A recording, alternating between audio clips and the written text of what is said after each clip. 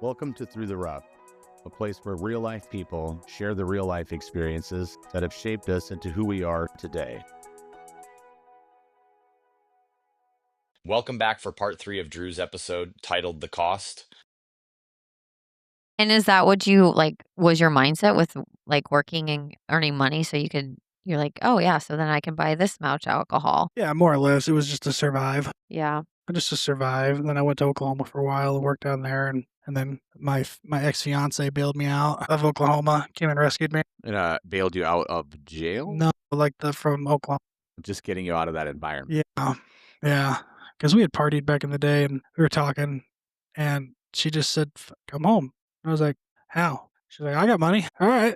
So she fucking flew her ass down there. We rented a U-Haul for me, one of those trailers. We packed all my shit up and drove back to Omaha. This is 2008, a couple years before I got sober. Tried making it work for a couple years, and that didn't pan out because I'm drinking and she doesn't like that, So same old. But I've had a lot of people in my life that have carried me through some rough shit that I just shit on, right? Her being one of them. So a lot of my friends that were in the union just shit on all of them, right? Didn't pay them rent when I stayed there. Just used them for what I could get. I think you were one of the few people that missed that bullet as far as because you were teaching me a lot of stuff on how to talk to women and whatnot. So I gotta keep this guy right. Yeah, exactly.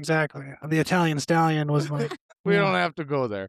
he was, we could literally do a whole nother podcast on the years between 2005 and 2008 Mm-hmm. with me and Sam. Oh, I bet. That's an After Dark episode. Yeah, For those who exactly. don't know, we do have a Patreon account with our After Dark episode. We could talk about some weird shit. Yeah. Yeah. I've heard some of these stories. Not very many. Said some. Sometimes it needs to say some, Yeah.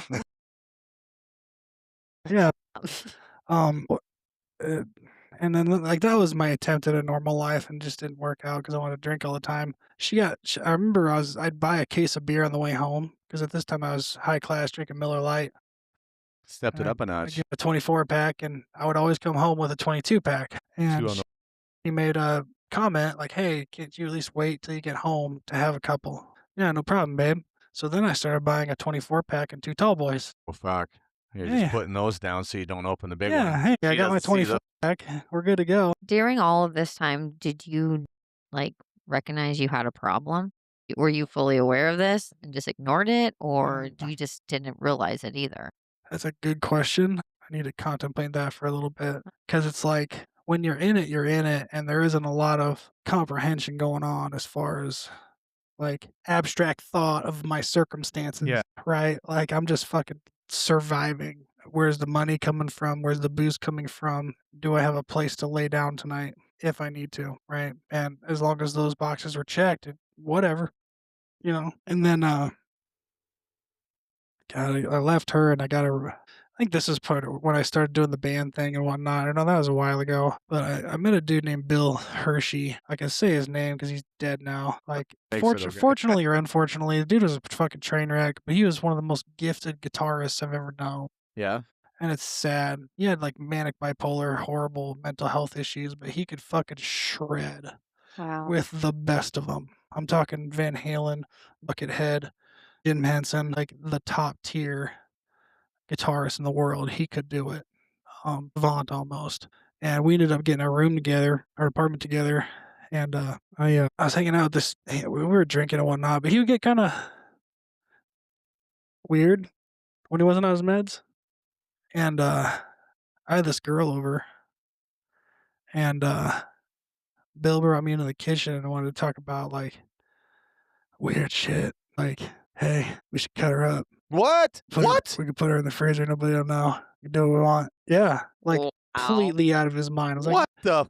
talk a fucking psychotic dude off the ledge. Like, no, Bill, it's okay. Let's. Why don't you wait in here? I'll go talk to her. Oh my God! Wow. What was the catalyst for him to even come up with a thought like that?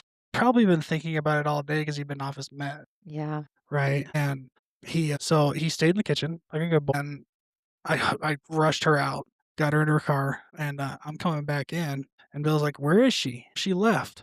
And he just takes off running out into the parking lot. After her?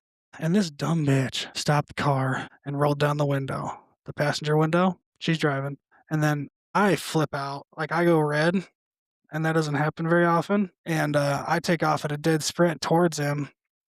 And I'm drunk. He's drunk, right? Like, she's drunk, I think. So nobody's making good decisions. Yeah. He's drunk and unmedicated, which Yeah. is terrible. I yell at him right before I get there. It's like, Bill. And then he pulls his head out of the car and looks at me with this fucking, what? And I hit him with a clean right. And he goes board stiff and hits the fucking pavement. And then I mount him and I dribble the back of his head off the fucking concrete about 12 times.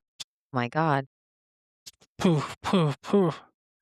And then she gets out of the car and comes around the back. Is like, Drew, stop, you're gonna kill him. And then I go white again and I'm okay. And I look down at him, he's doing the breathing thing. Like, oh, he's still breathing. So I call 911. Hey, I just beat my buddy up. He needs to go to the hospital. Well, it's good. What the hell became of that? He went to the ICU for 4 or 5 days, and I didn't have a chance to move out yet. Where did you go? Did you go to jail? No, The police didn't do anything? no, They're just like, oh, okay, two drunk guys fighting. We- no. We thought he was gonna kill her. Yeah. That was a legit concern for both of us. And did the police think he was going to kill her? Not in his Was condition. he ever charged with anything? No, That no. is so, like, how that all, like, When he got out of the hospital, he came back to the apartment, and I hadn't moved out yet. And I think bygones? no, we tried, and he got drunk. No, I think he was doing duster, What's that? air duster. Sniffing what the it? fuck What Yeah. does that even do to you? What? What does that even do to you? It's like Charlie and Always Sunny. What Like is it? sniffing glue kind of It's shit, like- it's like- right? That just get you dizzy? It's like doing whippets. I've You never would- done whippets. Deprive your head of oxygen. So it's just like getting dizzy. I know, but it's a lot more intense because the extra chemicals in there. And he's doing them, and I'm hearing him banging all over the place in his fucking room while I'm in my room playing Counter-Strike, door locked. And then he comes in and he starts waving a fucking golf club in my face. Like, I'm gaming, right? Face forward. He's behind me. I'm just trying to ignore him. And he's got this putter. He's like waving in front of my face. And then he just fucking poop right on top of my head with it. So I throw my fucking headphones off and I stand up and I'm like, what the fuck, Bill? And he's like, now you're going to find out how hard I can really hit. He's like, okay. And then I fucking take care of business again because he's a fucking dumb fuck or whatever. I don't know. He tries to hit me, doesn't succeed, and then I beat him up again on the fucking futon that I was sleeping on. I couldn't hit him with my right, so because it was all fucked up from the night before. This is like the next fucking day? No, It's like just 4 4 days. days hospital for 4 days. Yeah, he was in the ICU for 4 days, like concussion, cracked fucking orbital. And he's still not on No. Not at all. at this point when he's bonking you with Yeah. a putter. Yeah, yeah. And I fucking smoke him, and I call the cops, and he goes to jail for a long time.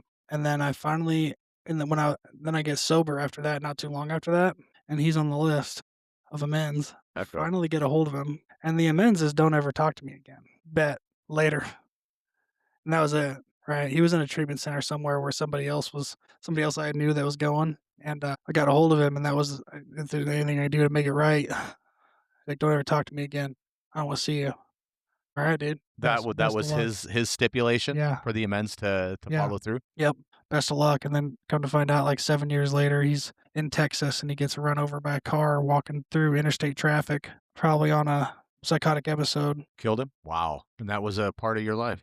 Yeah, I've never experienced violence like that. I never knew I had the capability to be violent. Like I say, if she wouldn't have come around the car and said something, I would have killed that man that night. And that was not, I still carry that. Kinda, not really. I wasn't that drunk. I had like maybe a few. We were going to go drink more, right? Yeah. But I had maybe like a 6-pack. And to me, that's fucking water. Yeah. But it was, God, I mean, I never thought I was capable until then. So now I try to hold myself a little differently in those situations. I'm not ever going to be the one to start conflict, because I know I have and I don't know what the switch is, right? He was going after her. I think that was the switch because I cared about her at the time. I still do. I care about everybody I meet, right? Yeah. And he said some He said some fucked up horrible shit. things Yeah. that are Wanted to cut her up and put her in the terrifying. fridge. Yeah. That's And then literally that's- ran out after her. Yeah. it's very bizarre. Not delivery. This is DiGiorno, bro. Come on. Well, I mean, you did the right thing. I mean, even though beating him up, but He you was went out there to stop. after the first one. He was incapacitated, but it kept going, and it was You ever feel like maybe those are some inner demons of yours coming out? Yeah, definitely. But what do you feel Definitely. like maybe those demons may have been? Oh, it's pent up rage and anger from childhood and whatnot, not being able to defend myself in certain situations when I was a kid, getting picked on and whatnot. That's where a lot of that shit comes from. Yeah. Yeah, which is why I'm trying to find another therapist to start talking about a bunch of that shit again. you know, so because therapy is legit. It Highly is. recommend It it. is. Everybody Yep. should do it. I think so. I To a agree with point. that. I think everyone should just at some point, go to therapy. I think I agree with that. It's helped me a lot Do of you times in my life. do you ever read like self-help books or anything like that, or spiritual guidance or shit, even the Bible for that matter? I'm not a reader. No, not at all. I Audiobooks? want to be. Audiobooks? Nah, I fucking listen to podcasts and shit. You do? I'm a YouTube Red member, Are you? so No. no ads. So fancy. Can watch it on my fucking phone locked. Look at you. I know, I'm fancy. Fancy like that. Well, we realized we were paying for YouTube Red and Spotify Premium at the same time, and it's like, why? So we got rid of the Spotify and started using YouTube Music, and YouTube Yeah. Music sucks compared to Spotify as far as like the UX experience. Yeah. Yeah. Yeah. I don't ever use the YouTube music. I'm Spotify all the way. Oh, yeah, me too. What was that other one? Pandora. I used to Yeah. use Pandora like a motherfucker. Pandora's still around, but Yeah. The Napster days. Hell yeah. Throwback, dude. I was talking to my kids about that the other day. I'm like, you guys don't know shit about the internet and how music started. Get your Like, first yeah, do you download a 3-minute song and it'd only take 2.5 days? Oh, yeah. Oh, yeah, that's even worse. 256 kilobytes a second. Yeah. Yeah, it was downloading porn at that speed was fucking a challenge. And why is the Man. family computer got all these? It says our computer has gonorrhea. What the hell? Yeah, basically. Basically, it's so slow. Don't look at that fucking phone. so kind of like during all this, did you feel that you were ever dependent upon alcohol? 100%. You did. Yeah. You did recognize that. Oh yeah, I knew it was a necessity, Did you especially e- at that point in time, right? Because that was like January of 2010, and then it was DUI, and then it was arson that set the Jeep on fire, and then it was. I remember the Jeep thing, Drew. Yeah, I remember you calling me and saying, Sam, I don't know what the fuck I did. I set my Jeep on fire. Yeah. I'm like, why? because I didn't want to fucking pay for it Yeah, anymore. you're like, I don't want to pay. I'm like, yeah, but dude, you're going to go to fucking jail. You can't do the best bet? You should have sold it. Yeah, right. Exactly. But caught in the delusion, best answers are the most simple ones, I guess. Occam's razor.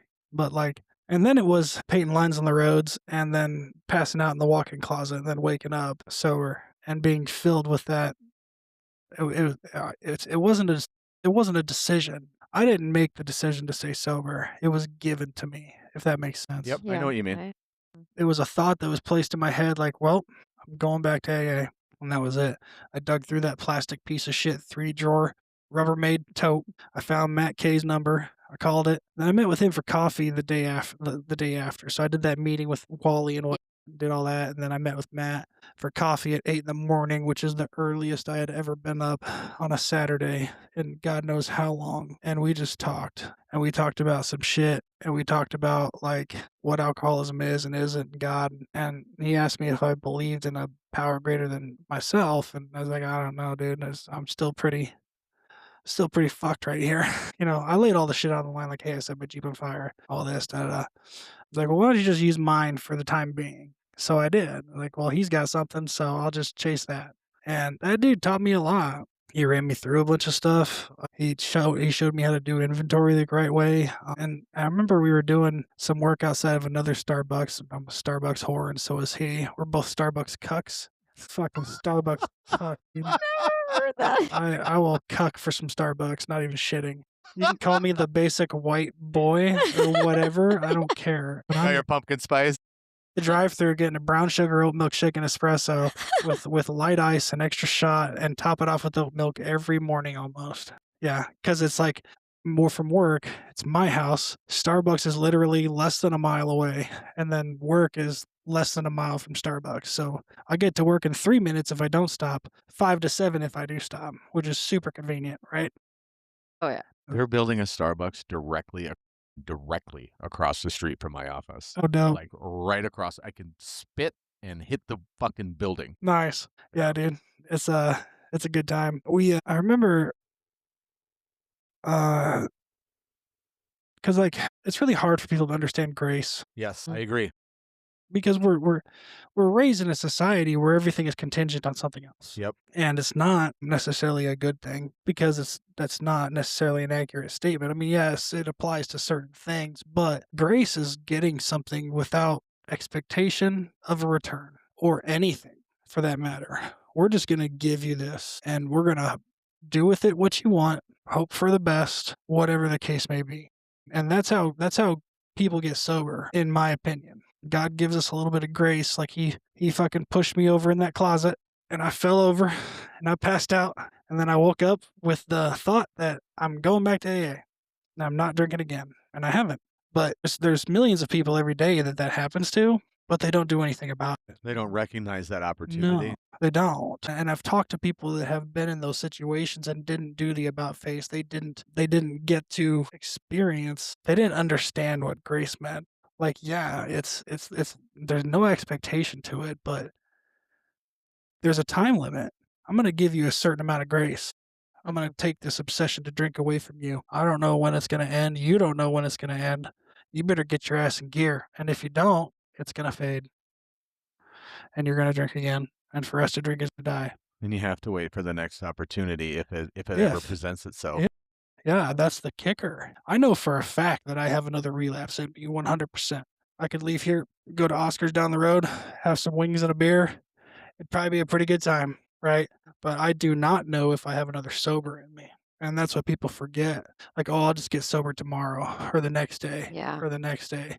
And there's been like probably in the almost 15 years I've been sober, there's probably been about one person a year where they thought that and they're not here anymore. Really? They're dead Wow. because they had another relapse, but they didn't have another sober in 'em. I actually, I just found out that I lost a good friend of mine she passed away in October, Mhm. alcoholism, and I didn't have this. I am fucking terrible at recognizing this shit, to be honest. I'm Like, the worst. It's again, show yourself grace. It's not you recognizing. Yeah, but still, like, Hating I would think I would have known I lived with and an didn't have alcoholic. the slightest idea. And she fucking died. Complete liver failure. Shut down and died. Oh yeah. Like she was saying, she lived with an alcoholic. I had no clue. It took big things to happen to really Mhm. start seeing this is a problem. It's amazing that there are thousands of people right now in the United States. Thousands is an understatement. I think Millions. it's safer to say. I Well, I millions. wouldn't The- say millions. The I estimate would say is tens of thousands of people who are living with and or around severe alcoholics who are going through some real shit, and they don't have the slightest fucking idea that that's actually happened. well, yeah, because it's still this. Well, they just need to pick themselves up by their bootstraps. They just lack the self will. When it's none of that. That's a societal error, I think. Mm. And it's like, well, they can help themselves. They can help themselves. It's like Austin. If you listen to Austin's podcast, where I mean, he may not have said it in the podcast, but I know he said it to me directly. I'm like, how did you turn out wired the way you are? He goes, man, I was raised by many villages. And I'm like, God, that is fucking phenomenal. When you think about that concept where people come together, groups of people come together for a common good, for not just that individual, but they're raising that individual and they're raising everybody around them and themselves. And if people could operate on a day-to-day like that, if everything that you do, it would help not eliminate, but it would help combat these types of addictions and these types of things that people go through on a day-to-day basis that are hidden in a closet that nobody knows about. And I want to ask you, this right now. How physically did it feel to recognize the fact that alcoholism and the alcohol itself was something that your body, your mental, everything about you depended on, and then knowing that you were about to take that away, like in hiding all of that, like from the world, how did that feel, like emotionally for you? You mean like when I woke up that morning? Well, you spent your life hiding it. Again, Yeah. throw yourself down on the altar. Nobody's going to fucking know your faults or your flaws. Yeah. But you have to live with that day to day. You're carrying that physical baggage and weight around with you. What does that feel like? It's heavy, man. Describe it. Heavy's great, but describe that shit. Well, it's an internal weight, right? It's tension, physical weight. My stress is in my shoulders, particularly in this area. Yeah. And I'll walk around like this all fucking day when I got some shit going on, not even knowing that I'm doing this. And then the second I do that, it's like, oh, it's amazing. That relaxed Yeah. motion, yeah. Yeah. Well, it's just it's a head weight. It's like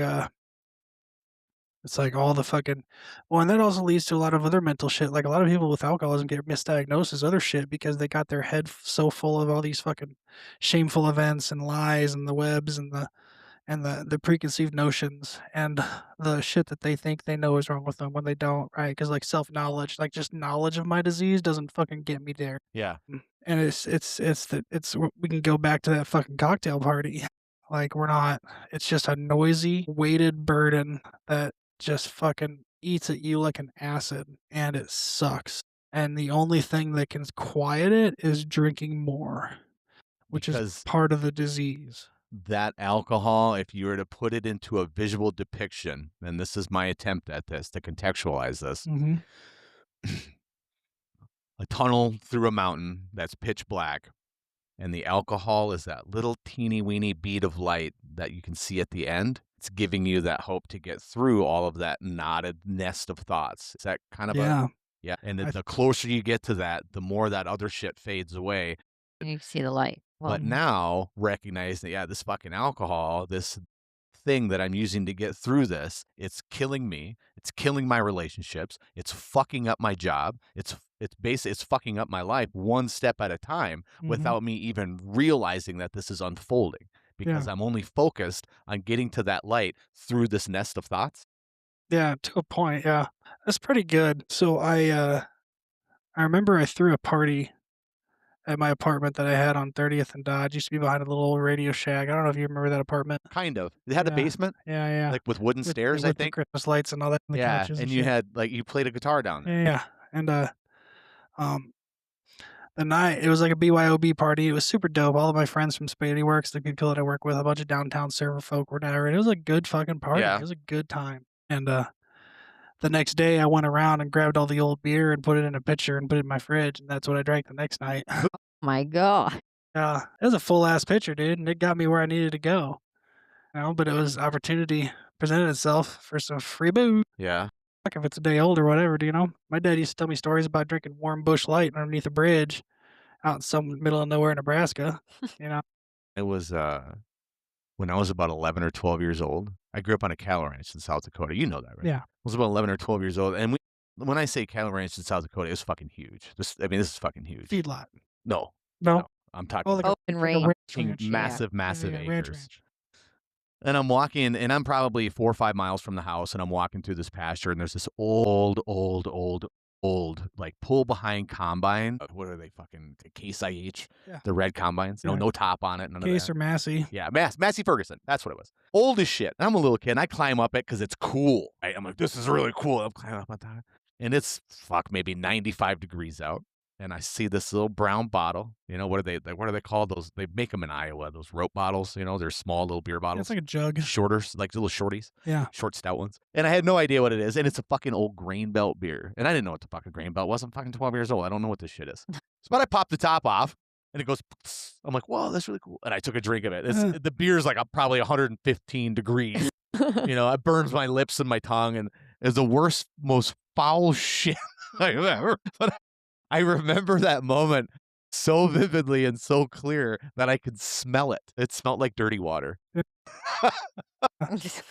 That's fucking great. I think my dad gave me a sip of Budweiser when I was like 6. Like, hey, can I try that? He's like, yeah. Yeah, I think my dad, I know my dad, and my dad wasn't a drinker at all. No. Like, not at all. Or at least I didn't ever really see him drink. He had, once in a while, there was maybe a 6-pack in the fridge. My dad gave me a beer, me and my siblings, to like split up. It was like a Budweiser or something like that when we were kids, and we drank it. And I remember it just tasted like shit to me. Why does anybody drink that shit? You know, you spit it, it's all foamy, it comes spraying all over the place. And then, you know, you get into your adulthood, and it's an acquired taste. You know, but it's weird when you think back at those situations where you, day old, don't give a fuck, just want to throw it down. There's a lot of those days, man. Yeah. A lot of those days. It was pretty constant up to the end. Daily drinking. I get that. Did you ever have times like when, during all this drinking that you would have a day or so where you didn't like ever, or did you drink every day? The only times that I didn't was like if I had to go back to the farm and help my parents. Yeah. Because I couldn't do that to my dad, right? That was like the only circumstance that I could put myself into that I wouldn't drink, and it sucked. I was gonna say, do you have withdrawal symptoms? Yeah, yeah, it sucked.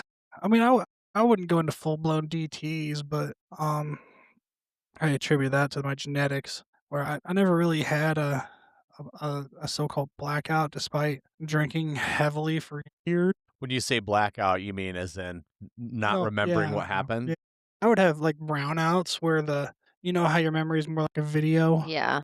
printed in See? a photo album, Yeah. where it's like, You oh remember yeah, bits and pieces, yeah, but enough to paint a picture. yeah, yeah, yeah. I had a general idea what was going on, but I never really experienced DTs, so to speak.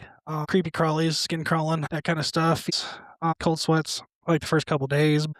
I jumped in the middle right from the get, and I didn't leave until like recently. You know, there was a couple of years recently where I didn't go to meetings for at all, like one meeting a year. Not cool, not cool.